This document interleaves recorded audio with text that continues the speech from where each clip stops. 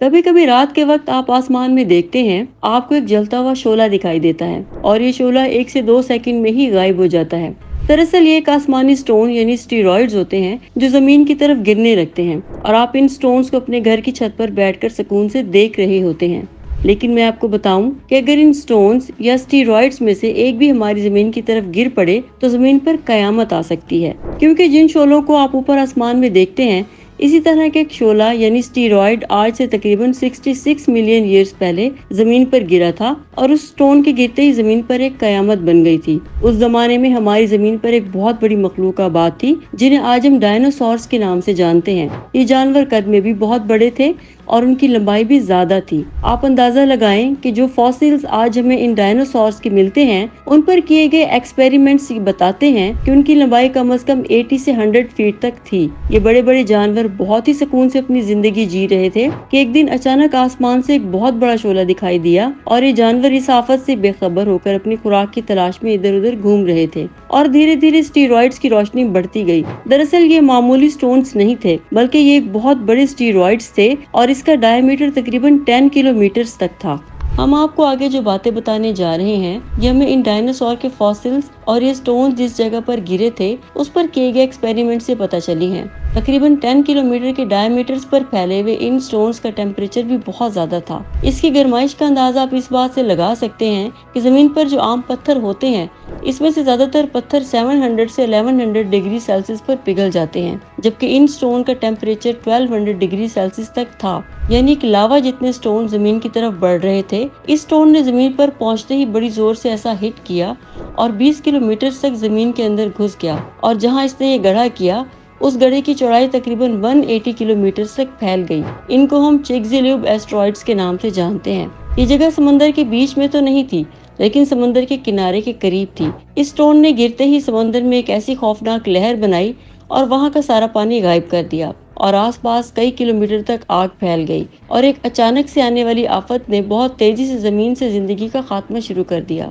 आप शायद ये सोच रहे हैं कि आफत ज्यादा से ज्यादा 1 से 2 हफ्तों के लिए होती होगी, लेकिन मैं आपको बताऊं कि इसकी तबाही के असरात तकरीबन 1 लाख साल तक बाकी रहे, क्योंकि गिरने के बाद स्टीरॉइड्स ने जमीन का क्लाइमेट ही चेंज कर दिया था। जमीन पर गिरने के बाद इन स्टोन्स ने आसमान में बहुत बड़े बड़े धूल के बादल बना दिए। यही बादल इतने गहरे और ज्यादा थे कि इसकी वजह से पूरी दुनिया में अंधेरा छा गया और ये कई सालों तक आसमान में बने रहे, जिसकी वजह से सूरज की रोशनी जमीन तक नहीं पहुंच सकी।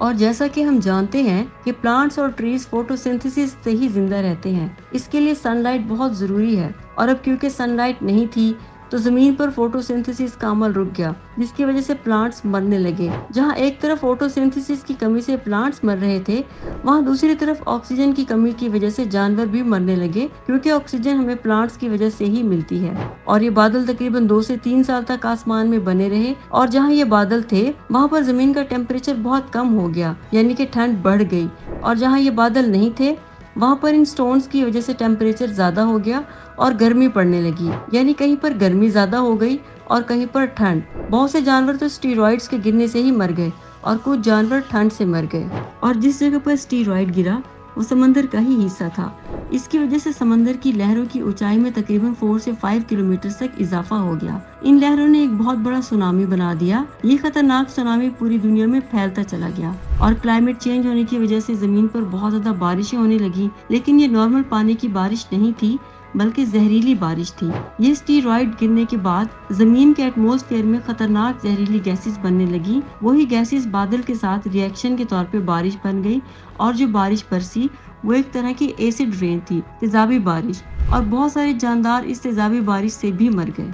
गहरे बादलों के फैलने के बाद जमीन में जिन जगहों पर ठंड बढ़ी तो इससे काफी जानवर मर गए, लेकिन वो ठंड ज्यादा देर तक नहीं रह सकी, क्योंकि बादल खत्म होने के बाद जमीन में गर्मी तेजी से बढ़ने लगी और पूरी दुनिया का टेम्परेचर 5 डिग्री तक इंक्रीज हो गया और ये गर्मी तकरीबन 1000 साल तक बाकी रही और इसने जमीन पर तमाम बड़े जानवरों का सफाया कर दिया। इस आफत में सिर्फ वही जानवर जिंदा रह गए जो पानी के अंदर रहते थे और कहीं छुपने में कामयाब हो गए, जैसा कि मगरमच्छ। डायनासोर्स के जमाने से ही मौजूद थे और चूहे भी उसी जमाने से ही हैं, लेकिन बड़े तमाम जानवर जितने भी थे उनका सफाया हो गया।